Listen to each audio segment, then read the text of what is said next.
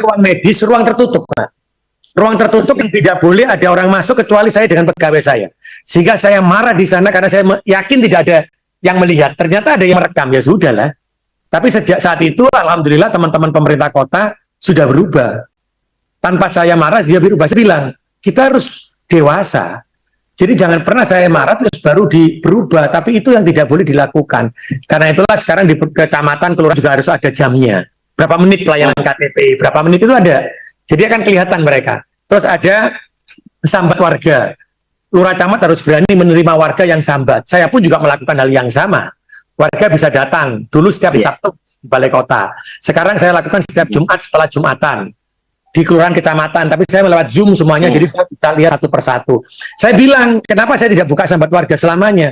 Loh, kalau wali kotanya sambat warga terus lurah camatnya tidak pernah dekat dengan warganya, kalau wali kotanya ganti, masa pindah kebijakan? Berarti kan yang harus menjadi pemimpin utamanya kan lurah camat, karena dia birokrasi selamanya, dia akan melayani masyarakat. Saya cuma 5 tahun. Terus wali kota hanya dibuat tebar pesona saja. Kan tidak begitu, makanya saya merubahnya dari hulu sampai ke hilir.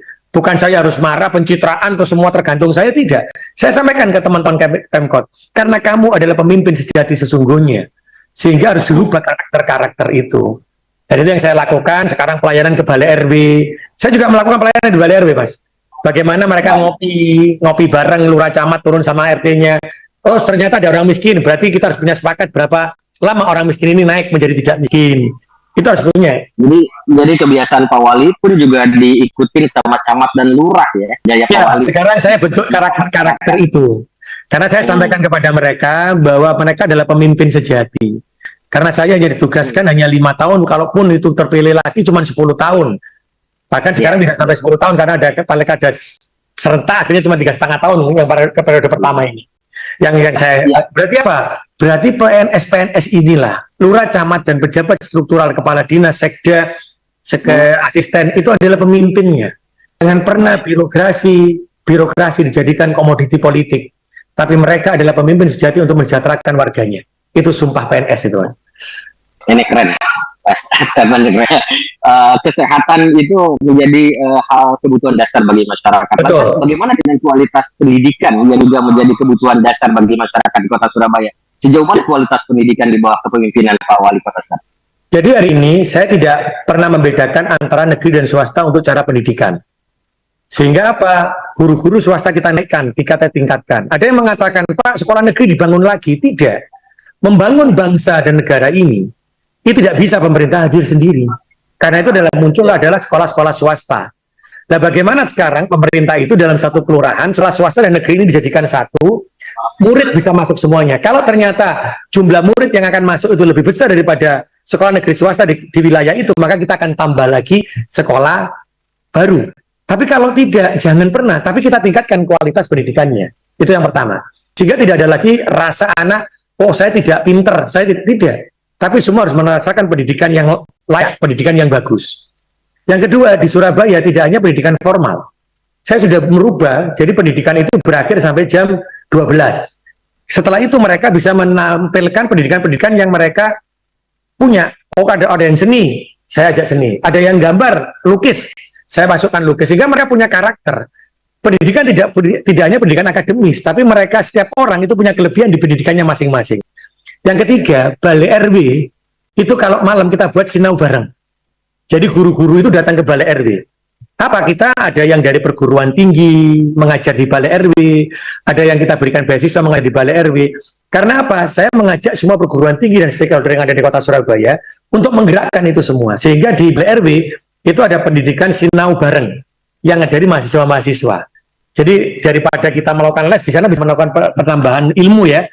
Ada seni tarinya, ada lukisnya, ada pendidikan akademisnya di Balai RW. Sehingga pendidikan-pendidikan tidak saya formalkan saja di sekolah, tapi di setiap perkampungan, di setiap Balai RW itu ada.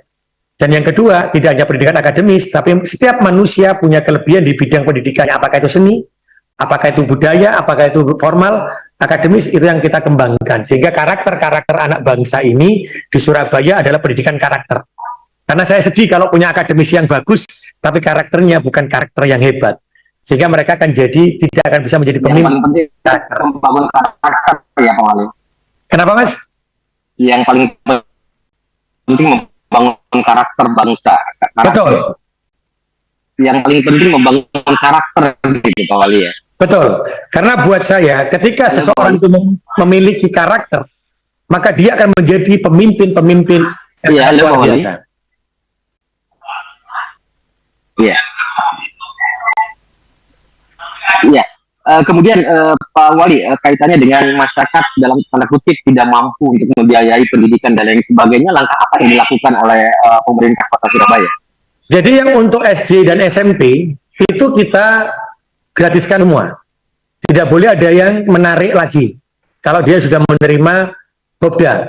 Jika saya sampaikan, kalau ada sekolah yang masih menerima Bobda dan menarik, tolong sampaikan ke kami sebagai pemerintah kota untuk yang keluarga miskin ya. Terus yang kedua, saya tanya kepada sekolah, apa sih untuk meningkatkan kualitas pendidikan? Pak, Bobda dan Bosnas tidak cukup. Sehingga apa? Oh, saya butuh per orang itu 200.000. Ketika butuh per orang 200.000, kita sepakati, kita tanda tangan, kita berikan per orang 200.000. Itu dari uang APBD Kota Surabaya. Tetapi itu hanya untuk keluarga miskin dan pramiskin. Tapi yang untuk orang-orang yang mampu, mereka membayarkan. Inilah yang namanya gotong royong. Yang kuat membantu yang lemah, yang mampu membantu yang tidak mampu. Ini yang saya sampaikan. Saya bilang ke sekolah, jangan menarik, tapi datangkan orang tua yang mampu, sampaikan, Pak, sekolah ini butuh ini. Ada yang tidak mampu, sudah dibantu oleh pemerintah 200.000. Tapi Bapak nanti mau membantu menjadi orang tua asuh atau tidak? Bahkan di Surabaya ini ada orang tua asuh untuk anak sekolah, putus sekolah, ada orang tua asuh untuk bayi stunting, untuk semuanya itu. Nah ini yang menunjukkan keguyupan.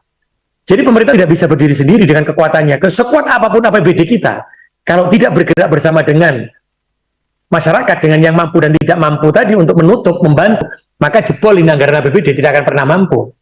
Sehingga kita bantu melalui Basnas. Yang ketiga, seluruh ASN Kota Surabaya itu untuk gaji dan tunjangan penghasilan dikumpulkan, langsung dipotong 2,5%. Mereka membuat surat pernyataan. Dan pendapatan dari zakat yang dipotong 2,5% itu 1 bulan sampai 5 miliar, Mas. Yang diberikan kepada Basnas. Itulah membuat berkah Kota Surabaya.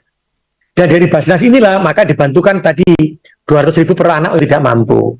Untuk membantu anak-anak yang membutuhkan. Bahkan saat ini untuk SMA, selevel SMA yang bukan menjadi tanggung jawabnya pemerintah kota, itu minta banyak untuk penebusan ijazah. Karena mereka tidak bisa menebus ijazah. Ya kita bantu lewat Basnas-Basnas ini. Dan sehingga apa? Indeks pembangunan manusia di Surabaya bisa meningkat. Sehingga saya tidak lagi bicara apakah ini level SD, SMP, SMA. Tapi yang saya pikirkan adalah mereka orang Surabaya. Sehingga pemerintah harus hadir di sana. Dan itu yang kita lakukan untuk pendidikan. Jadi kita tidak hanya menyentuh SD, SMP, tapi kita sudah menyentuh untuk TK, PAUD, SD, SMP, dan SMA. Bahkan guru